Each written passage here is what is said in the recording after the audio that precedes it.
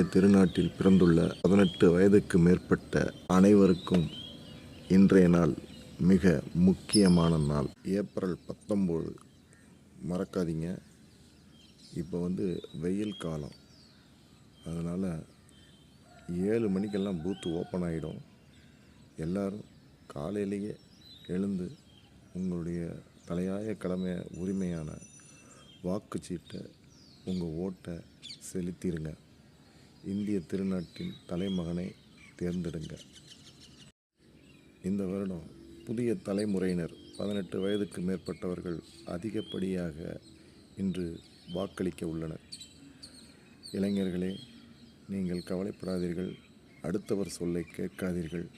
உங்கள் பகுதியில் யார் பிரதிநிதியாக இருக்கின்றார்கள், இவர் உங்கள் தொகுதிக்கு சரியானவரா என்பதை அறிந்து கொண்ட பின் அவருக்கு வாக்களியுங்கள்.